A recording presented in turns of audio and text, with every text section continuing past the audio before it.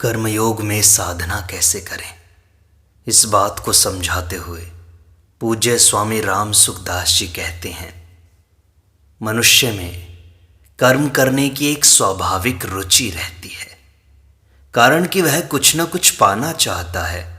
अतः कुछ न कुछ पाने के उद्देश्य से वह जन्म से मृत्यु पर्यंत आसक्तिपूर्वक कर्मों में लगा रहता है।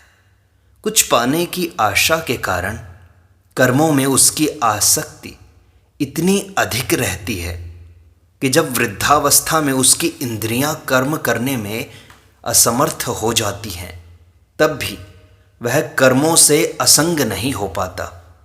इस प्रकार आसक्ति पूर्वक कर्म करते करते ही वह काल के मुख में चला जाता है।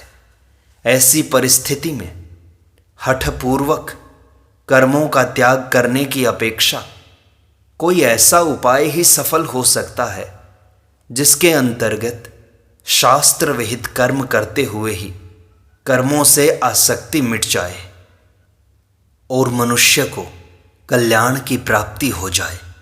इस दृष्टि से मनुष्य के लिए कर्मयोग का अनुष्ठान ही एक सफल एवं सुगम उपाय है। कर्मयोग ऐसे है जैसे भोजन में ही औषध मिला दी जाए। श्रीमद् भागवत महापुराण में आया है कि अपना कल्याण चाहने वाले मनुष्यों के लिए मैंने 3 योग मार्ग बतलाए हैं, ज्ञान योग, कर्म योग और भक्ति योग। इन तीनों के अतिरिक्त अन्य कोई कल्याण का मार्ग नहीं है। जो अत्यंत वैराग्यवान हैं वे ज्ञान योग के अधिकारी हैं, जो संसार में आसक्त हैं वे कर्म योग के अधिकारी हैं, और जो न तो अत्यंत विरक्त हैं और न अत्यंत आसक्त हैं वे भक्ति योग के अधिकारी हैं। उपर्युक्त भगवत वचनों के अनुसार संसार में कर्मयोग के अधिकारियों की संख्या ही अधिकतम सिद्ध होती है। यहाँ शंका होती है कि संसार में आसक्त मनुष्य कर्मयोग के मार्ग पर परमात्मा की तरफ कैसे चल पाएंगे। इसका समाधान भगवान ने नृणाम श्रेयो विधित्सया इन पदों में कर दिया है। तात्पर्य है कि सांसारिक भोग और उनके संग्रह में रुचि रहते हुए भी जो मनुष्य भोगों से अपनी रुचि को हटाकर अपना कल्याण करना चाहता है, वह कर्मयोग का पालन करके सुगमतापूर्वक अपना कल्याण कर सकता है। अपना कल्याण करने का विचार जितना दृढ़ होगा उतना ही शीघ्र उसका कल्याण होगा। कर्मयोग का तात्पर्य है कर्म करते हुए परमात्मा को प्राप्त करना। कर्मयोग में 2 शब्द हैं, कर्म और योग। शास्त्र विहित कर्तव्य कर्मों को कर्म कहते हैं। कर्म संसार के लिए भी किए जाते हैं और संसार से ऊंचा उठकर परमात्मा को प्राप्त करने के लिए भी किए जाते हैं। योग की व्याख्या भगवान ने 2 प्रकार से की है। समता को योग कहते हैं और दुख संयोग के वियोग को योग कहते हैं। परमात्मा सम है, निर्दोषम ही समम ब्रह्मा। अतः समता से परमात्मा में स्थिति होती है, जिसे योग कहते हैं। संसार से संबंध ही दुख संयोग है। अतः संसार से संबंध विच्छेद होने पर योग की प्राप्ति हो जाती है। कर्मयोग में योग का ही महत्व है, कर्म का नहीं। इसीलिए भगवान कहते हैं कि कर्मों में योग ही कुशलता है। योगः कर्मसु कौशलम। कर्म का संबंध संसार से एवं योग का संबंध स्वयं चेतन से है। अतः कर्म संसार के लिए और योग अपने लिए होता है।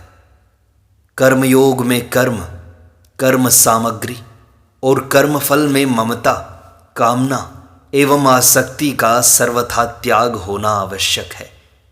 कामना और आसक्ति को त्याग कर केवल संसार के हित के लिए कर्म करने पर संसार से संबंध विच्छेद होकर परमात्मा की प्राप्ति हो जाती है।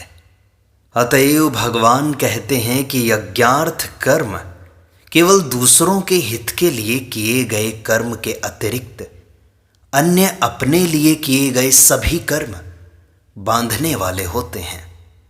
कर्म का संबंध पर से होता है, स्व से नहीं। अपने लिए कर्म करने से मनुष्य बंध जाता है, अर्थात उसका संबंध संसार से हो जाता है, क्योंकि स्वरूप से मनुष्य में कोई क्रिया नहीं होती।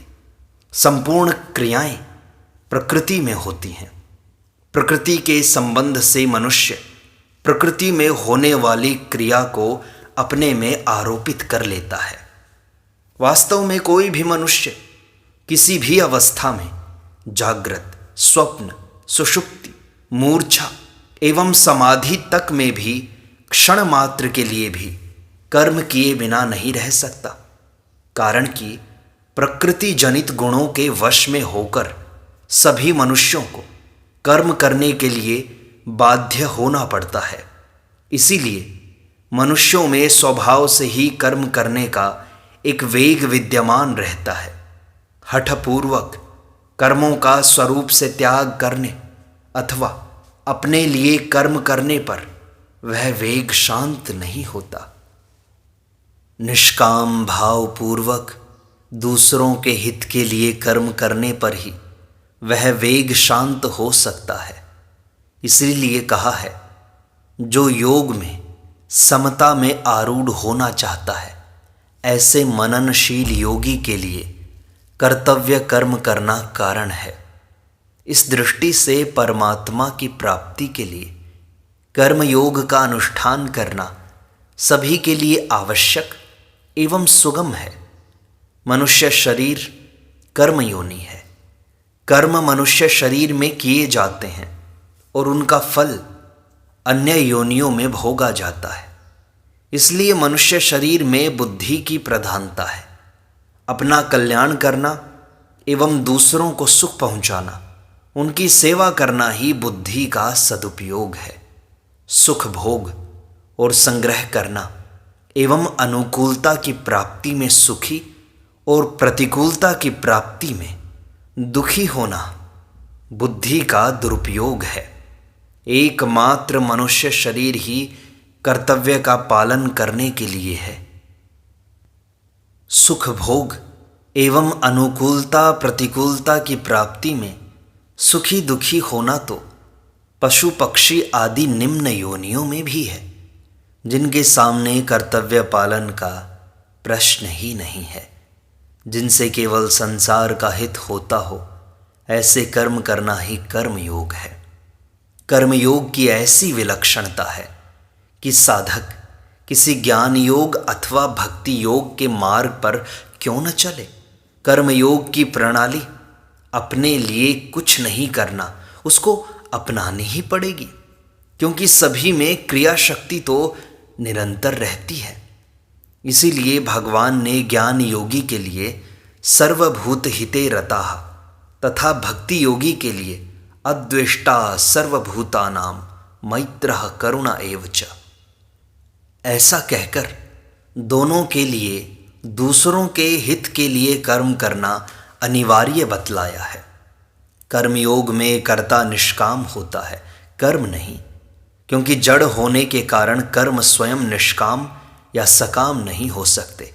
निष्काम कर्ता के द्वारा ही निष्काम कर्म होते हैं, जिसे कर्मयोग कहते हैं। अतः चाहे कर्मयोग कहो या निष्काम कर्म, दोनों का अर्थ एक ही होता है। सकाम कर्मयोग होता ही नहीं। इसलिए कर्ता का भाव नित्य निरंतर निष्काम रहना चाहिए। कर्मयोगी को किसी का भी अहित सहन नहीं होता, क्योंकि जैसे शरीर के प्रत्येक अंग का संपूर्ण शरीर के साथ अविभाज्य संबंध है, वैसे ही संसार के प्रत्येक शरीर का संपूर्ण शरीरों से अविभाज्य संबंध है। जैसे मनुष्य अपने शरीर के प्रत्येक अंग के सुख दुख में सुखी और दुखी होता है, वैसे ही कर्मयोगी प्राणी मात्र के सुख और दुख में अपना सुख और दुख देखता है। दांतों से जीभ कट जाने पर अपने दांतों को तोड़ देने का भाव किसी में नहीं आता। इसी प्रकार अपना कहलाने वाले शरीर का अनिष्ट करने वाले का भी अहित करने का भाव कर्मयोगी में कभी नहीं आता। मनुष्य के पास शरीर, इंद्रियां, मन, बुद्धि, सामर्थ्य, समय, योग्यता, विद्या, धन, जमीन आदि जितनी भी सामग्री है वह सब की सब उसे समष्टि संसार से ही मिली है, उसकी अपनी व्यक्तिगत नहीं है। प्रत्यक्ष है कि इन मिले हुए पदार्थों पर हमारा कोई अधिकार नहीं चलता। इन पदार्थों को हम अपनी इच्छा अनुसार न तो रख सकते हैं, न उनमें कोई मनमाना परिवर्तन ही कर सकते हैं। उन्हें न तो हम अपने साथ लाए हैं, न ही साथ ले जा सकते हैं। वास्तव में ये पदार्थ हमें सदुपयोग करने के लिए ही मिले हैं, अपना अधिकार जमाने के लिए नहीं। मिली हुई वस्तु को दूसरों की सेवा में लगाए बिना जो उस वस्तु का केवल अपने लिए भोग करता है उसे भगवान चोर कहते हैं। इतना ही नहीं, भगवान ऐसे पुरुष को पापायु कहते हुए उसके जीने को ही व्यर्थ बताते हैं। संसार से प्राप्त शरीर से हमने अभी तक अपने लिए ही कर्म किए हैं, अपने सुख भोग और संग्रह के लिए शरीर का उपयोग किया है। इसलिए संसार का हमारे ऊपर ऋण है। इस ऋण को उतारने के लिए हमें केवल संसार के हित के लिए कर्म करने हैं। फल की कामना रखकर कर्म करने से पुराना ऋण तो उतरता नहीं, नया ऋण और उत्पन्न हो जाता है। ऋण से मुक्त होने के लिए नया जन्म लेना पड़ता है। दूसरों के हित के लिए कर्म करने से पुराना ऋण समाप्त हो जाता है और निष्काम भाव से कर्म करने से नया ऋण उत्पन्न नहीं होता। इस दृष्टि से कर्मयोग का पालन करना सभी के लिए आवश्यक है। कर्मयोग के विषय में भगवान कहते हैं, कर्मण्येवाधिकारस्ते मा फलेषु कदाचन मा कर्म फल हेतुर्भू मा ते संगोस्त्व कर्मणि। तात्पर्य यह है कि मनुष्य को केवल कर्म करने का अधिकार है। पुराने कर्मों के फलस्वरूप मिली हुई सामग्री पर तथा नए कर्मों के फलस्वरूप आगे मिलने वाली सामग्री पर भी उसका कोई अधिकार नहीं है। इसलिए मनुष्य को कर्मों के फल का हेतु भी नहीं बनना चाहिए और कर्म न करने में उसकी आसक्ति भी नहीं होनी चाहिए। सभी कर्म अनित्य अर्थात आरंभ होने और समाप्त होने वाले होते हैं। फिर उन कर्मों से मिलने वाला फल नित्य कैसे हो सकता है? इस दृष्टि से कर्मयोगी कर्म और कर्मफल दोनों से ही अपना संबंध नहीं जोड़ता। हमारे पास कोई भी सामग्री ना अपनी है ना अपने लिए है। यह सामग्री संसार की और संसार के लिए ही है। मनुष्य भूल से ही उस सामग्री को अपनी और अपने लिए मानकर बंधता है और फल की कामना करके भविष्य में भी बंधने की तैयारी कर लेता है। कर्मयोगी की प्रवृत्ति आरंभ से ही दूसरों की सेवा करने की रहती है। अतः भोग और संग्रह में उसकी आसक्ति स्वतः मिट जाती है। कर्मयोग में व्यक्तिगत सुख का सर्वथा त्याग होता है। इसलिए भगवान ने कर्मयोग को त्याग के नाम से कहा है। मनुष्य को जो सामग्री योग्यता, सामर्थ्य, परिस्थिति इत्यादि से प्राप्त है उसी के सदुपयोग से उसे कर्मयोग का अनुष्ठान करना है। कर्मयोग में अप्राप्त सामग्री की अपेक्षा नहीं है, क्योंकि जो सामग्री हमारे पास नहीं है उसकी आशा संसार रखता ही नहीं।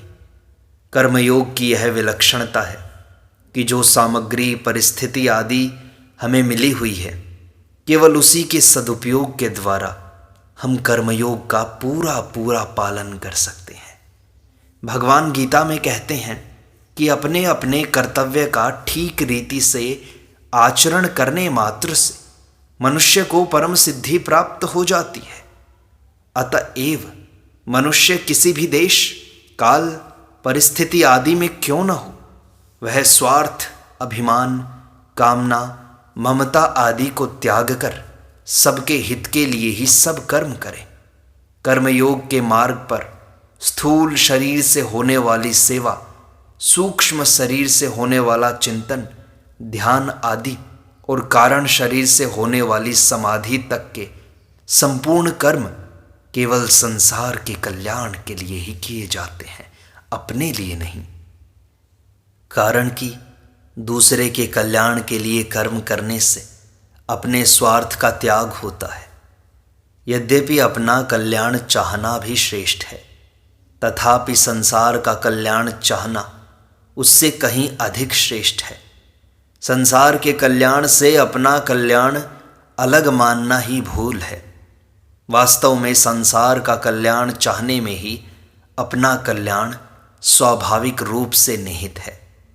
स्थूल शरीर का स्थूल संसार के साथ, सूक्ष्म शरीर का सूक्ष्म संसार के साथ तथा कारण शरीर का कारण संसार के साथ अविभाज्य संबंध है। मनुष्य अपने कल्याण के लिए जो कुछ भी करता है वह सब संसार द्वारा प्रदत्त शरीर, इंद्रियां, मन, बुद्धि आदि की सहायता से ही करता है। अतः कर्म संसार की सामग्री से करना और कल्याण अकेले चाहना न्याय युक्त नहीं है। कर्म और क्रिया में बहुत अंतर है। कर्म में कर्तृत्व अभिमान रहता है, अतः उसका फल होता है। क्रिया में कर्तृत्व अभिमान नहीं रहता, अतः उसका फल भी नहीं होता।